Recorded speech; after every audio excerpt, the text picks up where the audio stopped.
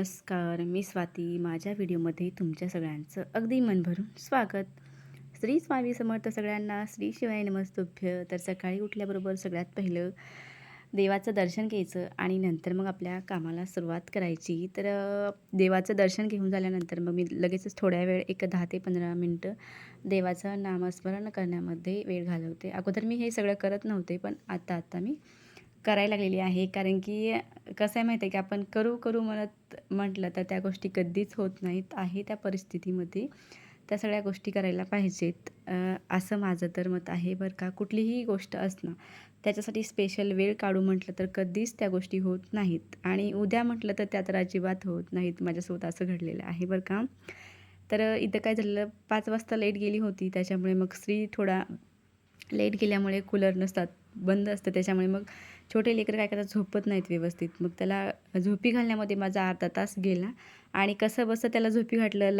Light आली, परत light गेलेली आहे.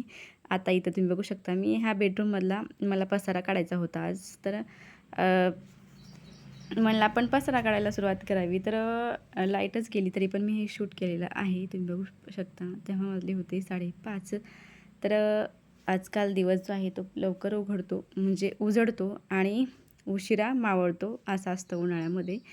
आणि ह्या बेडरूममधली मला पूर्ण व्यवस्थित असा पसारा लावायचा होता, तर लावला. नंतर सगळीकडलं झाडून वगैरे मारलं आणि दारामध्ये पाणी मारून घेतलेलं आहे. नंतर मी ब्रश करायला घेतलेला आहे. आमच्यासाठी सगळ्यासाठी नाश्त्याला बनवलेलं, पण मी नाश्ता नव्हता केलेला. मी चहा फक्त पिला. मला चहा प्यायची खूप जास्त तलप होते आणि ज्या दिवशी म्हणजे मी चहा पित नाही त्या दिवशी मला असं इतकं चिडचिड होतं.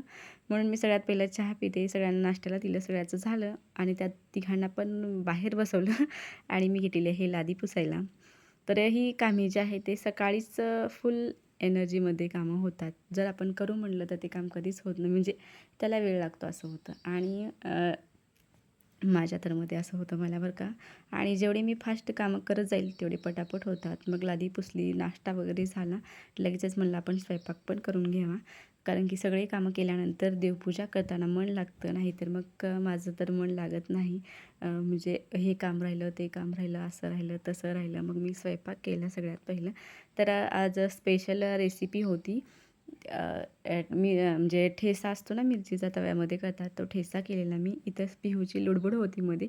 तिचं होतं की मम्मी मी स्वतः आज आंघोळ करते, पण मी तिला म्हणत होती बाळा तू नकोच आंघोळ करू, मी तुला घालते असं.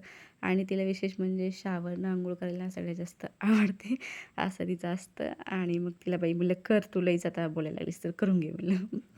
ती गेली आणि पीठ मी मळून ठेवलं होतं, फक्त त्याला व्यवस्थित असं सेट करायचं बाकी होतं. 15 मिनटं पहिलंच पीठ मळून ठेवलेलं आणि परत मी त्याला तेल लावून व्यवस्थित असं मळून घेते, जेणेकरून चपाती जी आहे ते मऊ आणि लुसलुशीत होतात. दिवसभर त्या मऊच राहतात बरं का, मी केलेल्या स्पेशली चपात्या.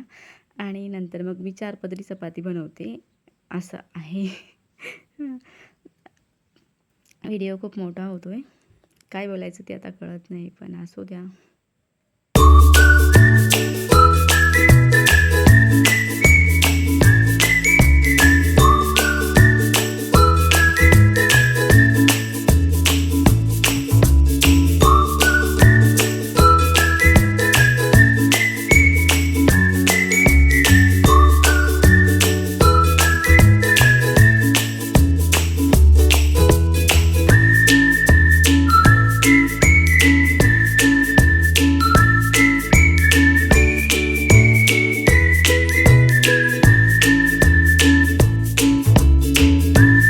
चपाती जी आहे ती बनवून झालेली होती. नंतर मग मी त्याच तव्यामध्ये मिरच्या भाजत टाकायला घेतल्या. त्याच्यामध्ये मी 1.5 माप तेल टाकलं होतं आणि मिरच्या टाकताना व्हिडिओ करायचा मी विसरूनच गेले, कारण की त्यावेळेस श्री माझ्याजवळ बसलेला आणि तो रडत होता. आणि मिरच्या टाकताना मला असं वाटतं की आपण व्हिडिओ चालू केला आहे, पण व्हिडिओ चालू नव्हता. कधी असं होऊन जातं.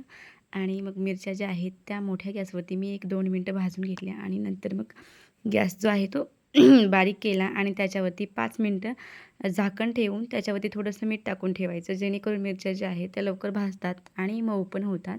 तर त्याला परत मी 10 मिनटं थंड व्हायला ठेवलं बरं का. थंड झाल्यानंतर मग त्याच्यामध्ये मी टाकलेलं आहे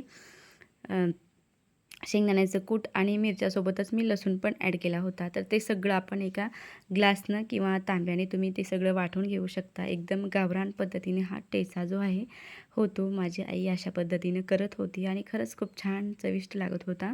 आणि हाच ठेचा जो आहे तो पिहूला पण खूप जास्त आवडलेला, तिने पण आवडीनं खाल्लेला.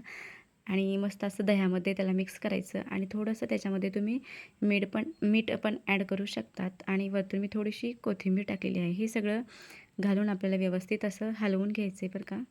आणि एकदम असं गावाकडं खाल्ल्यासारखं फील होतं तव्यामध्ये केलेला ठेचा.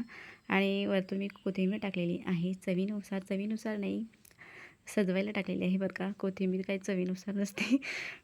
बघू शकता. स्वयंपाक झाल्यानंतर अंघोळ वगैरे झाली आणि नंतर मी घेतलेली आहे देवपूजा करायला. देवपूजा करताना श्री जो आहे तो झोपलेला, त्याच्यामुळे मग म्हणलं आपण आता शांतपणे देवपूजा करून घ्यायची.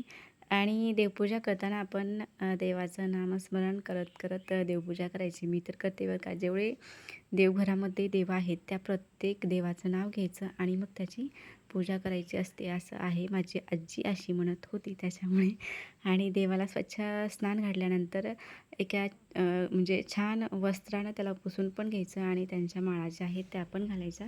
नंतर बाहेर मी झाडं लावलेली फुलाची, तर त्याला मस्त असे 3 फुलं आले होते. एक फूल जे आहे ते 2 दिवस पहिलं आलं होतं. तर त्याला मी आज तोडायला गेले, तर तो तोडतानाच त्याच्या पाकळ्या गळत होत्या. त्याला 3 दिवस झालं लागून त्याच्यामुळे. आणि 2 फुलं आलेली. तर म्हणलं आज एक स्वामी समर्थांना व्हावं आणि दुसरं म्हणजे महादेवाला व्हायचं, असं माझं ठरलेलं होतं. आता तरी ते झाडं जे आहेत ते छोटे छोटे आहेत, त्याच्यामुळे त्यांना जास्त फुलं येत नाहीत. पण घरचे फुलं पाहून एकदम छान वाटतं बरं का. कारण की वर्ष झालं ते मी झाड लावलेलं आहे आणि त्याला आत्ता फुलं येतात, त्याच्यामुळे मला एक छान वाटते. आणि घरासमोर झाडं असल्यानंतर खरंच प्रसन्न वातावरण वाटतं. मला स्पेशली खूप जास्त आवडतं त्याला पाणी घालायला, त्याची कटिंग करायला, त्याचे फुलं तोडायला, त्याला म्हणजे त्याला बघत बसायला. सकाळी एकदा मी झाडाला सगळ्या बघतेच, असं सवय झालेली आहे. देवपूजा केली मस्त अशी, ग्रंथाचं पठण केलं आणि नंतर मस्त असं जेवण केलेलं आहे. तर आजचा व्हिडिओ इथंच संपतो. भेटूया आपण पुढच्या नवीन व्हिडिओमध्ये. तोपर्यंत श्री स्वामी समर्थ सगळ्यांना.